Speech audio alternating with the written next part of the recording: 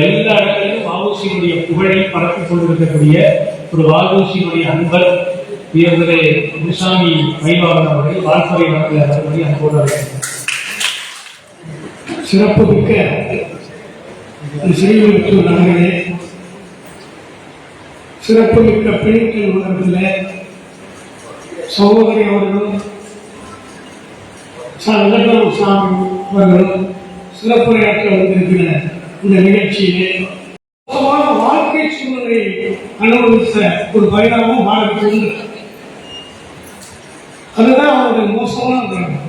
ஆனால் அந்த மோசமான பரிணாமத்தை விளைந்ததுதான் மற்ற 3 நல்ல பரிணாமம். வாழ்க்கையுடைய இந்த 3 பரிணாமங்களில் முதலாக நாம் சொல்ல வேண்டியது பாரதிக்கு இந்த மொழி ஆளுமை. பாரதி என்கிற ஒருவர் இல்லை என்றால் தமிழ் மொழி ஒரு 50 வருடங்களுக்கு குளத்தில் இருந்த குட்டையாக அப்படியே ஒரு கிடக்கு. பாரதி வந்துதான் தமிழை ஒரு ஆறாக ஒரு நதியாக பாயத்தில் பாரதி எல்லோரும் தமிழுக்கு சேவை செய்வார்கள். பாரதியிடம் தமிழ் சேவனம் புரிவதற்கு கையெட்டி வந்தது.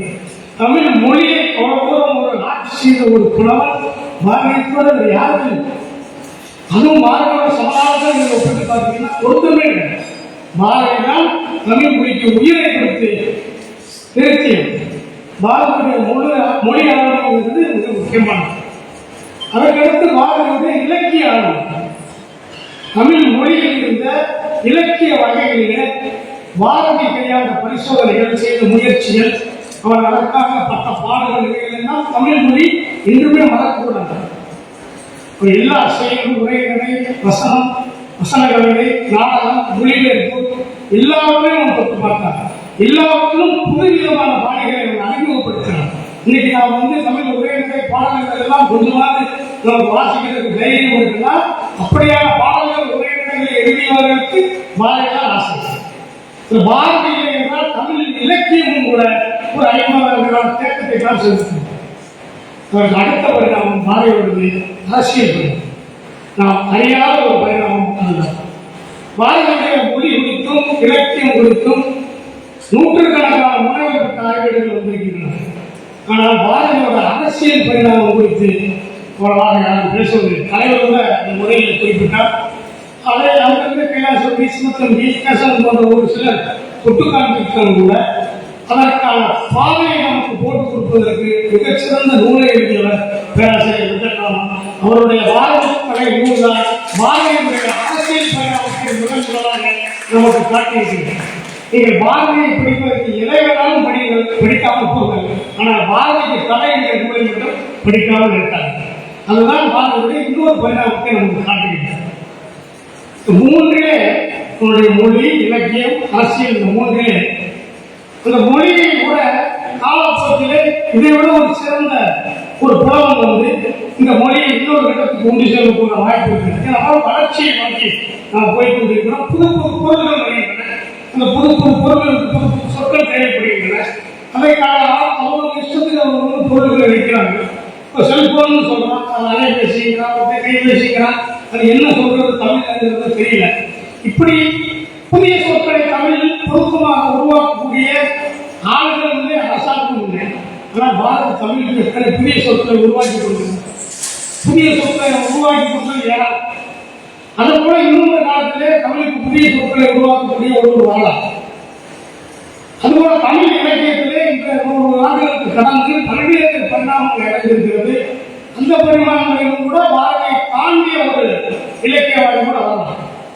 ஆனால் பாரதியுடைய அரசியல் பரிணாமம் அது இந்தியா என்ற நாடு இருக்கும் வரைக்கும் நமக்கு சொல்லக்கூடிய கருத்துக்களை கொண்டிருந்தது.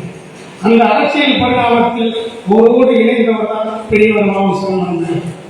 அவர்களோடு இருந்தவர் தான் சுப்பிரமணிய சிவா. இந்த 3 பற்றி அவர்களுடைய அரசியல் செயல்பாடுகள் பற்றி நமக்கு உண்மையிலே தெரியாது. அதற்கான தனியான நூல்கள் இல்லை. பள்ளிக்கூடத்தை குறித்து சொல்லப்படுவதில்லை. அதை நாம் அதனால் புரிந்து கொள்வோம். ஆனால் இன்றும் வருங்காலத்திற்கும் நமக்கு தேவைப்படுவது பாரதியுடைய அரசியல் கொள்கை, பெரியவர் வ.உ.சி. அரசியல் கொள்கை, சுப்பிரமணிய சுவாமிகள் பிரச்சாரம் செய்த அந்த அரசியல் கொள்கை. வேற ஒன்று சுரேஷ். அதை இந்த தற்சார்பு என்று பலர் பேசுவார்கள். நீங்கள் கேள்விப்பட்டிருப்பீர்கள். தற்சார்பு பொருளாதாரம், தற்சார்பு நிர்வாகம், இன்று எல்லாவற்றும் தற்சார்பு என்று சொல்லி கேள்விப்பட்டிருப்பீர்கள். அந்த தற்சார்பு என்பதுதான் சுதேசி. எந்த ஒரு நாடு நம்மை சார்ந்திராமல் பிற நாடுகளை சார்ந்திருக்கிறதோ அப்பொழுதே இந்த நாடு ஒரு பிரச்சனை.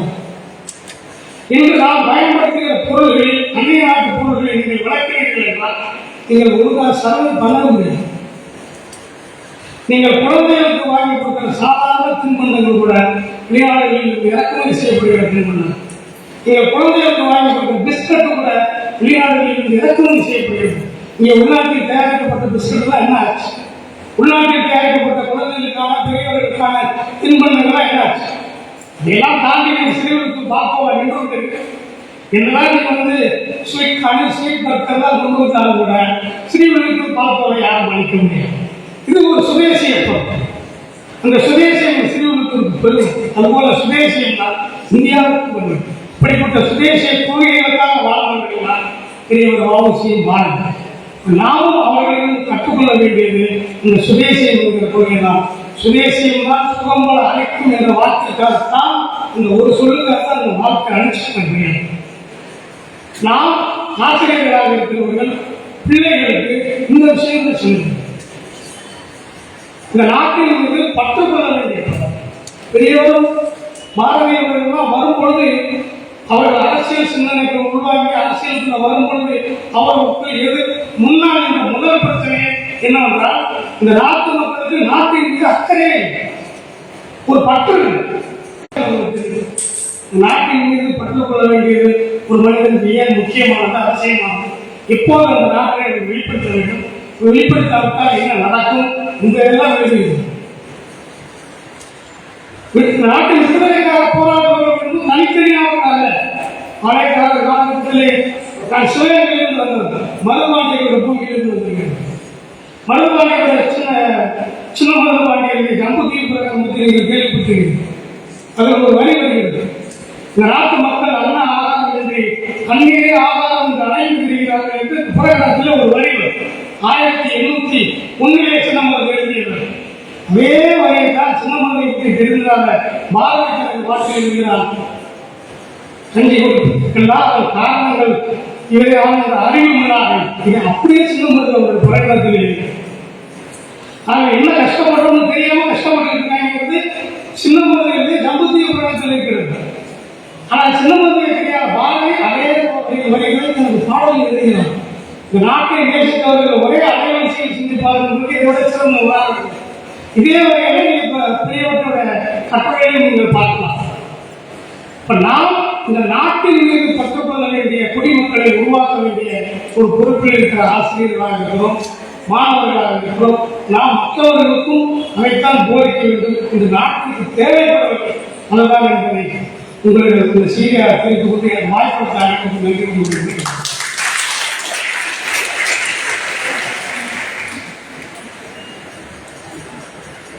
நன்றி மயிலாளன் சார்.